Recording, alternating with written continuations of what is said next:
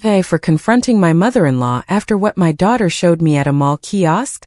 We were buying clothes at the big mall in Schaumburg when my 8-year-old daughter squeezed my hand and said, "Mom, to the bathroom. Fast." Once inside the stall, she whispered to me, "Don't move. Look." I bent down, saw some black, well-polished shoes stopped in front of our door, and my body froze. I didn't cry. I acted. About 3 hours later, the color drained from my mother-in-law's face. Up until that day, I still smiled inwardly when a child said they saw things, that there were shadows in the hallway, or that they felt someone was watching them. I never mocked them to their face. Never with malice. It was that silent smile of an adult who thinks they have it all figured out. But that Sunday I was crouched on the sticky floor of the mall's women's restroom, with Sophie's hand digging into mine, when a man's voice said over the phone, calm, almost bored, "Yes. It's the mom with her daughter. The girl must be about 8. They're carrying several bags. In one they have a blue dress. We had bought the dress 10 minutes earlier. Sophie had chosen it all by herself. Right then and there, my habit of taking children's fears lightly vanished. Sophie squeezed me so hard it hurt. She didn't even look at me. She didn't need to. She put a finger to her lips, as if we were truly hiding. Except in real life the bathroom floor is sticky and your heart leaps into your throat. "Don't move," she whispered. I didn't move. I looked through the crack at the bottom. The shoes took slow steps. They stopped. They moved forward again. They stopped once more. He was checking stall by stall unhurriedly. Unluckily, at that moment the bathroom was almost empty. You could hear the hum of the exhaust fan, a poorly closed faucet, and nothing else. No one entering, no one leaving. Nothing to force him to leave. The shoes stopped right in front of ours. Sophie stopped breathing. I did too. Then they moved past and the voice continued just as calm. "If they haven't left already, they should have passed through here." Yes, I'm still looking. Took my brain a second to process it. There was a man inside the women's restroom, looking for a mom and a little girl, describing our bags. It was not a mix-up. He was following us. I pulled out my phone with a trembling hand and started recording audio. Working in a hospital teaches you something very quickly. If it's not documented, nobody believes anything later. The shoes took another lap. The creak of a door was heard. Then another. Sophie's eyes shot open. And I did the only thing I could do without giving ourselves away. I dialed 911. I didn't scream. I didn't cause a scene. I just said what was necessary.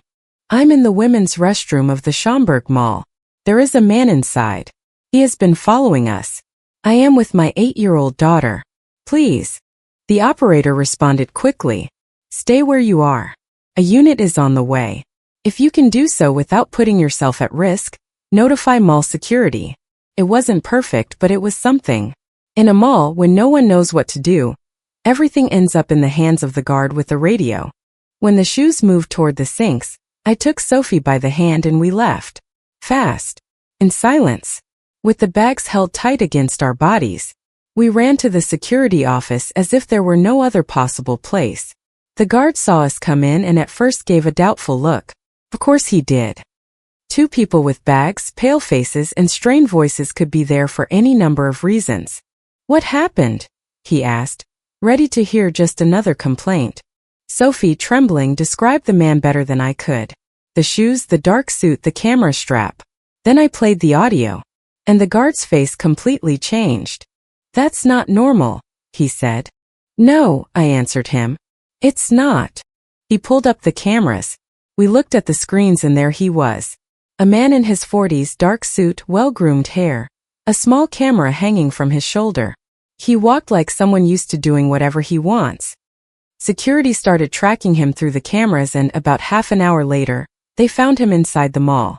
He didn't run. He wasn't surprised. He didn't even look nervous.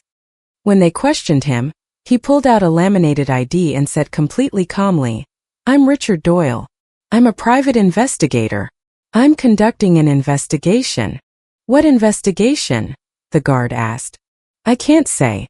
It's confidential." And then he dropped a phrase that, in another context, would have been funny. "I'm not doing anything illegal." A supposed private investigator inside a women's restroom, looking for a mom and a little girl. Sure, Security called the police anyway, because a plastic ID doesn't turn a serious situation into something reasonable. The patrol car arrived about 20 minutes later. One of the police officers saw Sophie, lowered his voice, and crouched down a bit to talk to her. Then he looked at Richard Doyle and his friendliness vanished. They took him aside. It was right at that moment that my phone rang. It was David, my brother-in-law. "Leah," he said, agitated. "Are you guys okay? I was told something happened." I froze. "David, how do you know?" "I saw it in the neighborhood Facebook group," he replied a little too quickly. "They were already commenting that there was a suspicious man in the mall. I thought it might be you too." Not that much time had passed. In these times with social media it could happen. Yes. But still, it sounded weird to me because David always seemed to find out about things before I even told him. "I'm heading over there," he said. "They're taking us to the station to give a statement," I replied.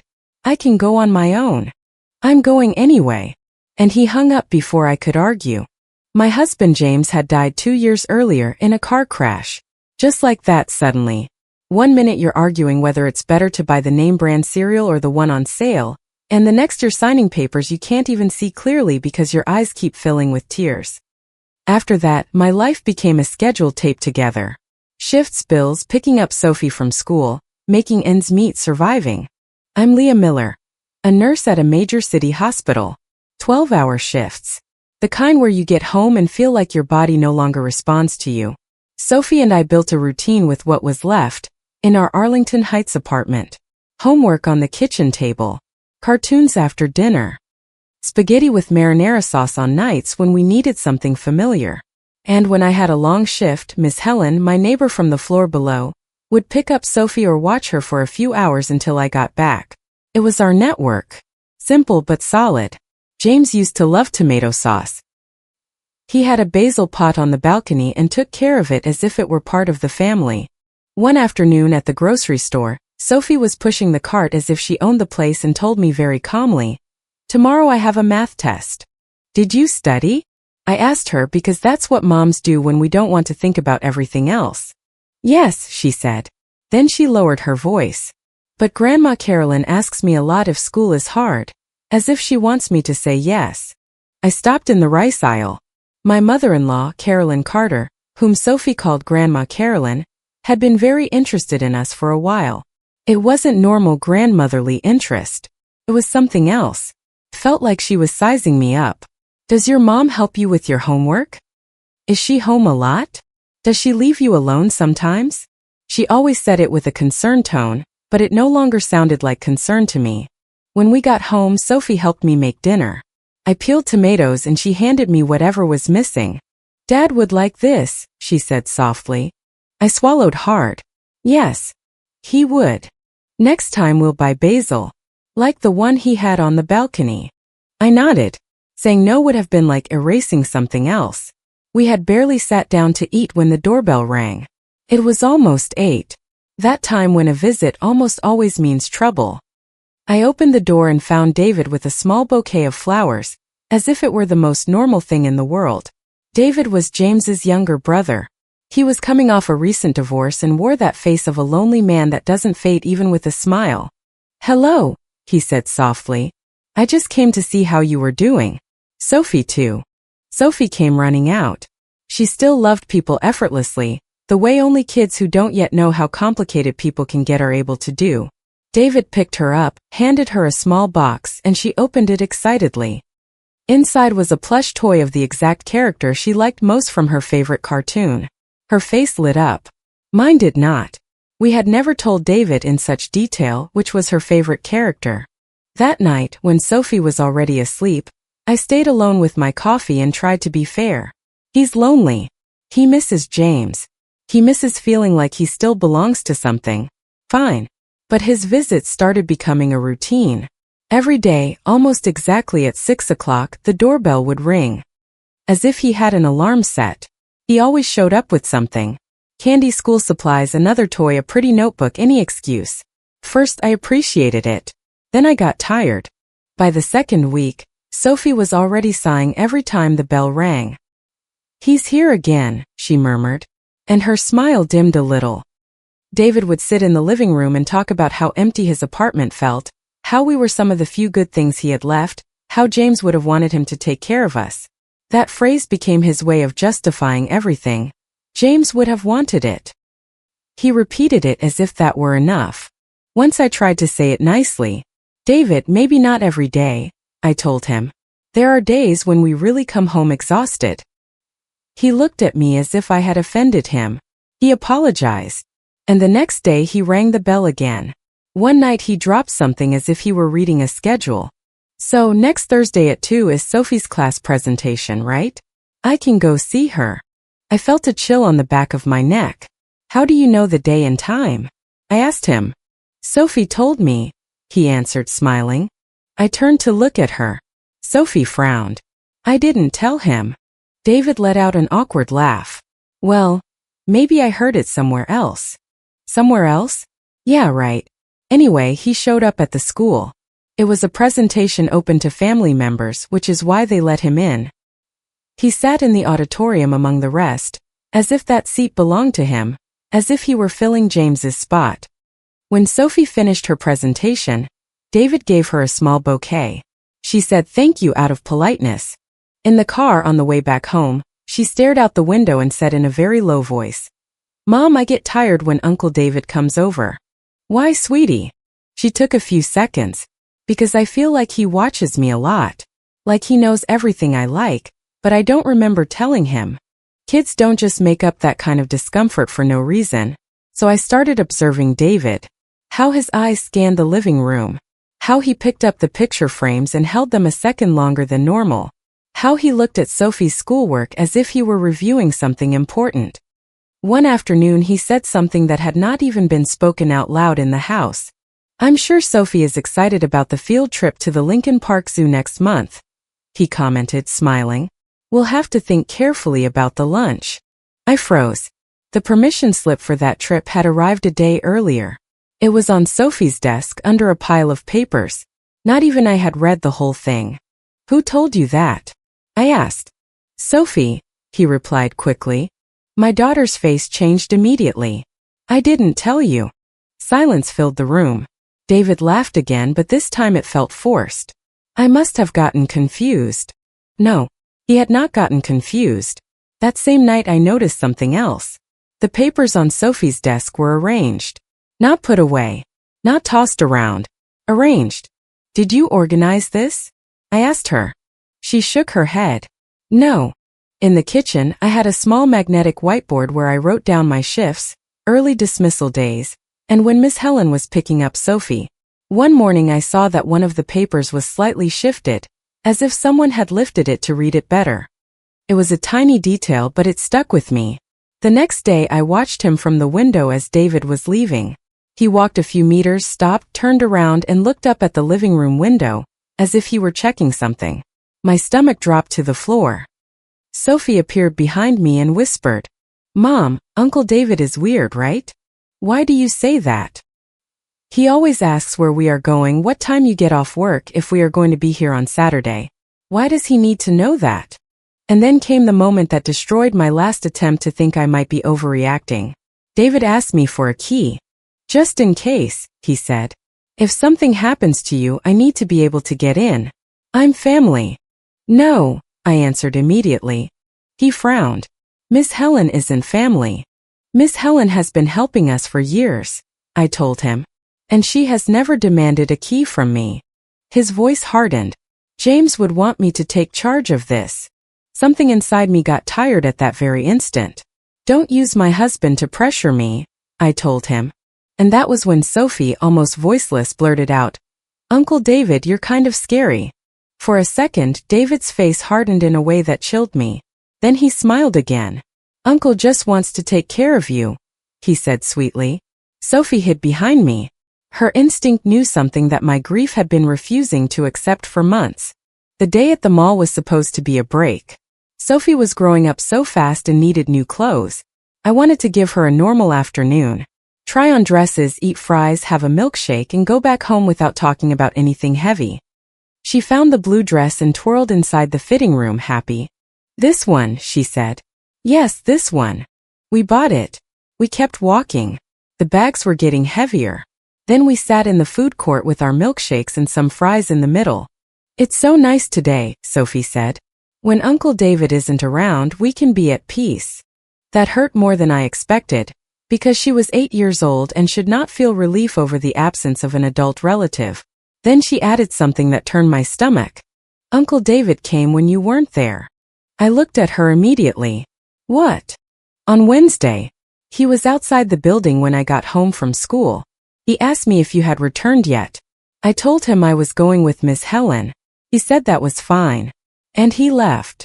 Wednesday had been my long shift. I didn't get home until after 9 at night. David had no reason to know what time Sophie got out or that she was staying with Miss Helen that afternoon. My whole body went cold.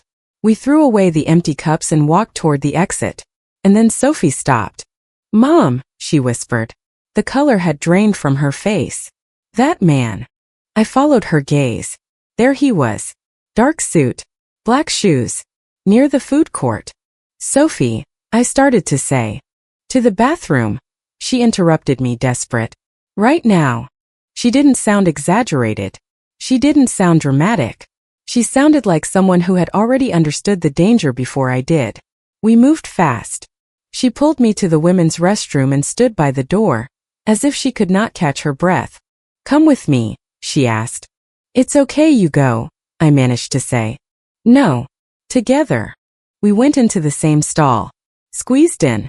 2 bodies in a tiny space. The bags between our knees. My hands holding hers. Then the shoes arrived. Then the voice arrived. And the blue dress, tucked away in a bag, became the proof that we were being tracked. You already know what came next because that's where this story began. We left when we could, we ran to security, they found the man, and then they took us to the local police department to give our statements. The afternoon was already fading when they sat us in a cold room, with lukewarm coffee and walls that made everything feel more exhausting. Sophie stayed glued to me, clinging to the sleeve of my sweater as if it were the only solid thing in that place. Richard Doyle was at the other end of the hallway, just as calm, just as well-groomed, as if he had gone to a meeting and had not just been pulled out of a women's restroom. David arrived before we finished giving our first statement. He looked pale. He crouched down in front of Sophie. Are you okay? Sophie nodded, but she didn't get closer to him. That was new. An investigative detective took Richard into an office. First, he didn't want to talk. Then the detective calmly explained to him how it looks, in an investigation file and in front of a judge, when a man follows a little girl and enters a women's restroom to look for her. That's when his confidence broke. Finally he spoke. I was hired, he admitted. By whom? The detective asked. A woman named Carolyn Carter. I felt a ringing in my ears. My mother-in-law. My hands went numb. What for? The detective asked. Richard swallowed hard. To document Leah Miller's daily life. To evaluate if the girl was being neglected because the mother works too much. I stood up so fast the chair scraped the floor. What does that mean? I snapped at him. He avoided looking at me. She wanted to gather evidence for a custody petition. Custody? I repeated. Of my daughter? Take my daughter away from me because I work? Because I come home tired? Because my husband died and I didn't fall apart the way others consider appropriate. David turned white. No, he said. No. My mom wouldn't do that. The detective stared at him. Mr. Carter, you've been visiting your mother's house frequently. You've also been asking about schedules, school events, and this family's plans. David opened his mouth. He closed it. He opened it again. I was worried, he finally said. About my sister-in-law and my niece. Worried about what? The detective asked. And then Sophie spoke. Soft. Crystal clear. I saw that man at Grandma Carolyn's house. The entire room went still. The detective carefully turned toward her. When, Sophie? 2 weeks ago. I went with my grandma and he was there. Talking to her. Richard looked down. Because a kid doesn't make up something like that for no reason. The detective ordered a search of Richard's belongings. On his camera there were photos from different days. Me and Sophie leaving the building. Me carrying groceries. Sophie on the sidewalk waiting for Miss Helen. On his phone, they found recent text messages with Carolyn.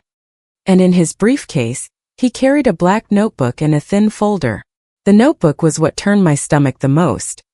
Written in there were my approximate schedules, the days of the school presentation, the zoo trip, the afternoons Miss Helen picked up Sophie, and even random phrases my daughter had said.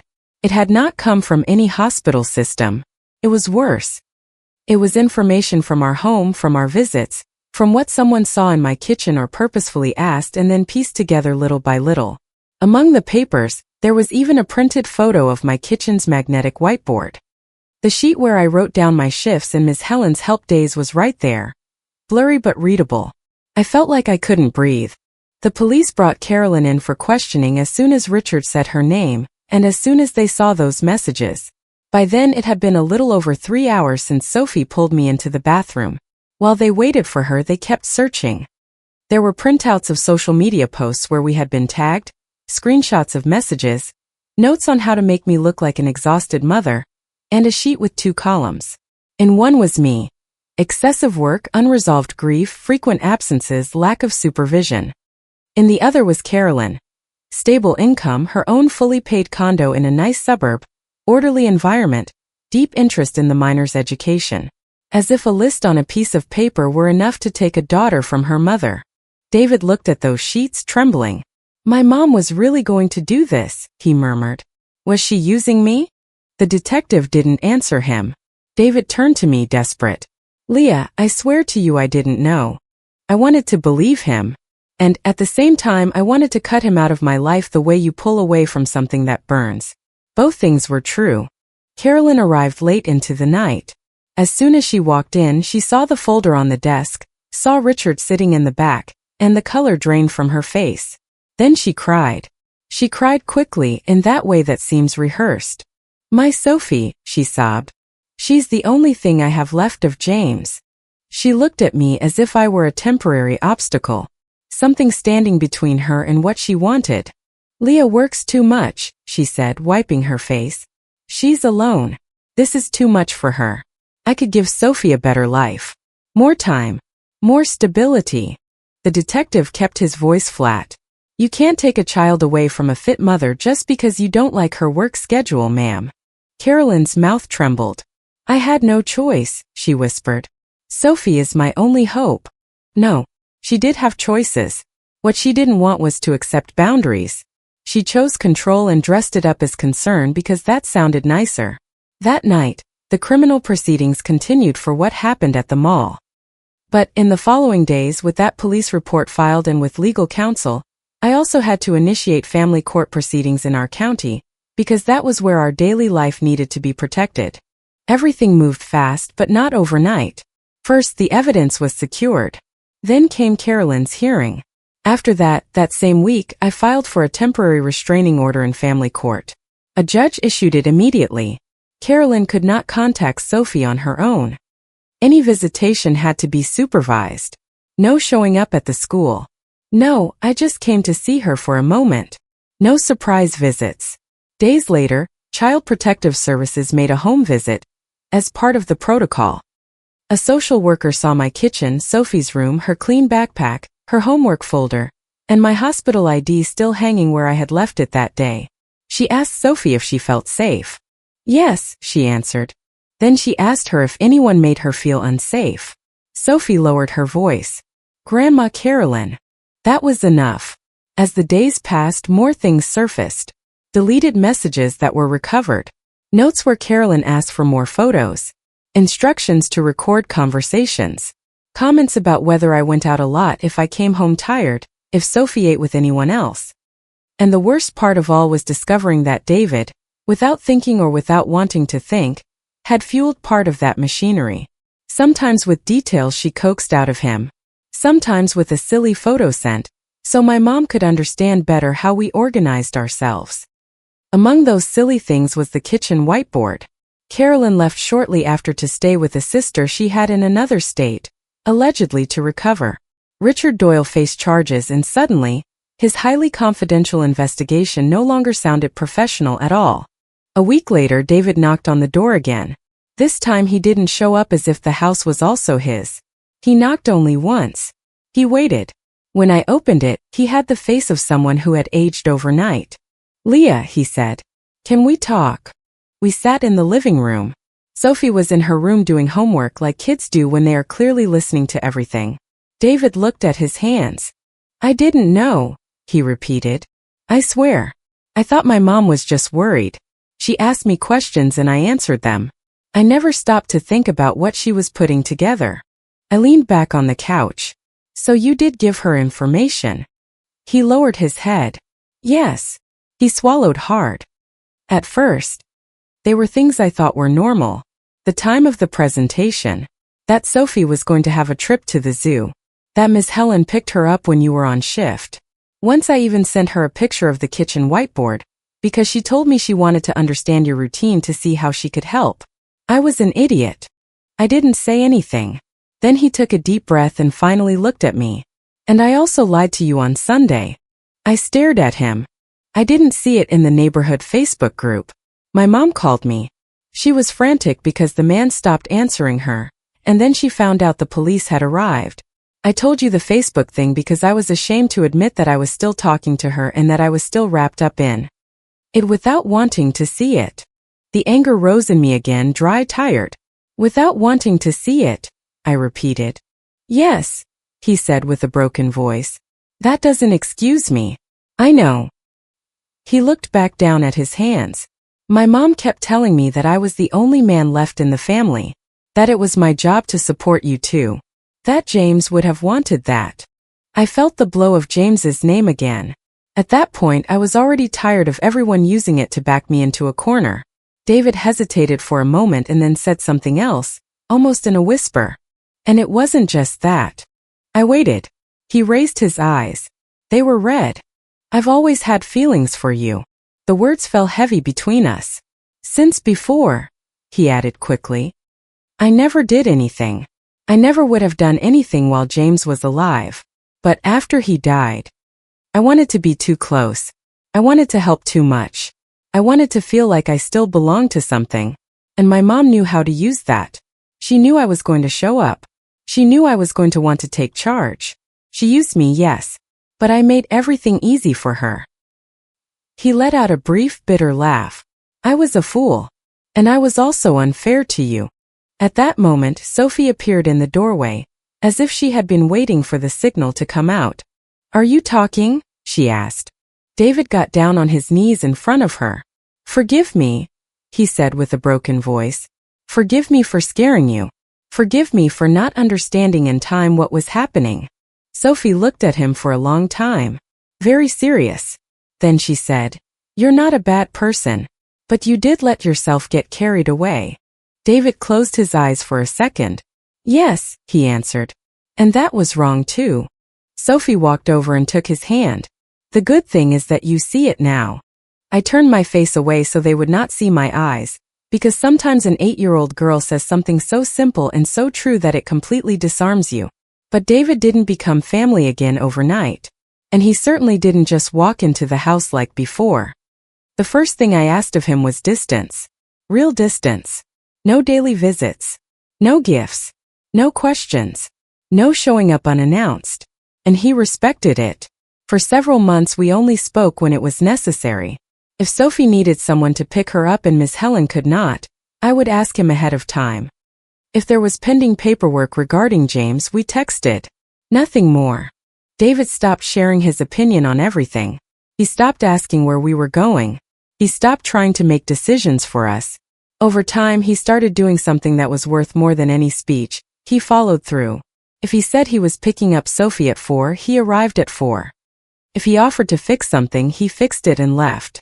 If I asked for space, he gave space. Without playing the victim. Without demanding closeness. He fixed a bathroom sink leak that had been dripping for months. He changed a hallway light bulb we always left for later. He picked up Sophie from school a few times when I was held up at the hospital and Miss Helen had a doctor's appointment. He brought her home, made sure she ate, and only stayed until I arrived. Not a minute longer. It took a long time before I started seeing him as someone safe again. It also took a long time before he stopped using the word protecting, as if we were an assignment. He learned to say something much simpler and more honest. I'm here if you need me. That made all the difference. One Saturday he helped me drive to the little cabin in southern Wisconsin that James loved so much, so I wouldn't let the small garden space he had cared for so diligently die off. He didn't turn it into a sentimental scene. He just carried tools, cleared weeds, and asked me where everything went. On the way back, Sophie asked him to tell her stories about her dad when he was a boy. David told her about how James would fall off his bike because he was looking everywhere except straight ahead. About how he would hide candy in drawers. About how he once tried to grow tomatoes in a bucket and swore for weeks that it was going to work. Sophie listened to those stories as if she needed every single one of them. And David never spoke of James as if he were competing with him. That mattered too.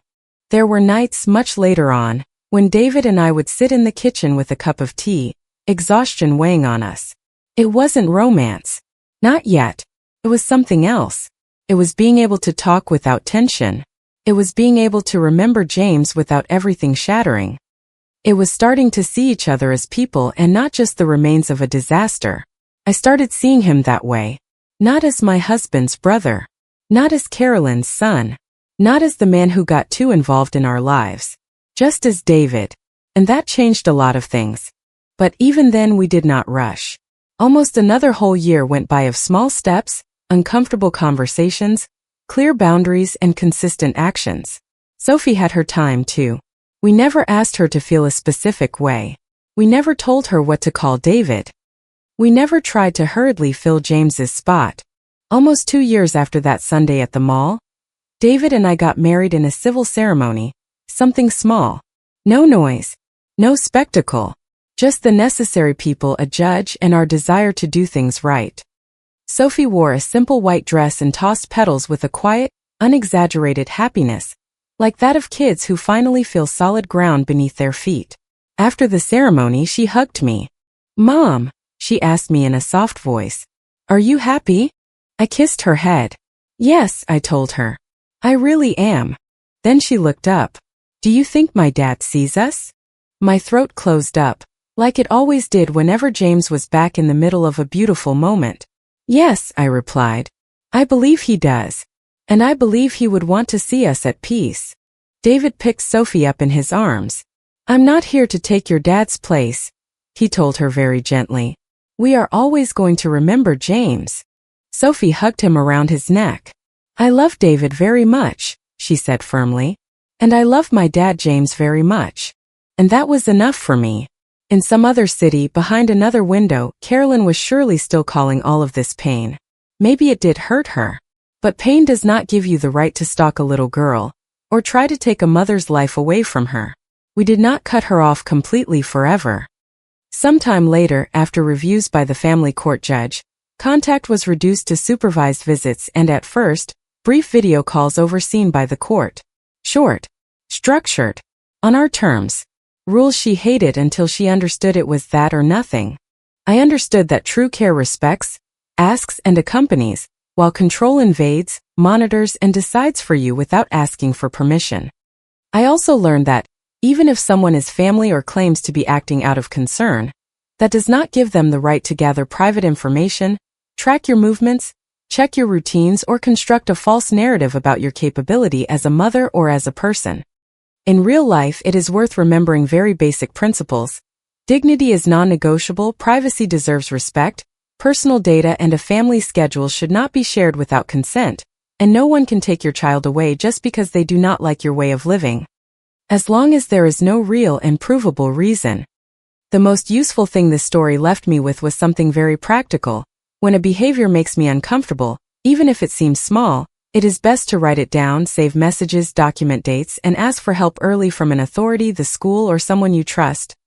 Because setting clear boundaries is also a form of protection. And if the situation already involves stalking, threats, manipulation, or attempts to distance you from your child, the most prudent thing is to seek legal guidance or go to the police so that everything is on the record. Comment. Thank you for being here and for sharing in this story with me.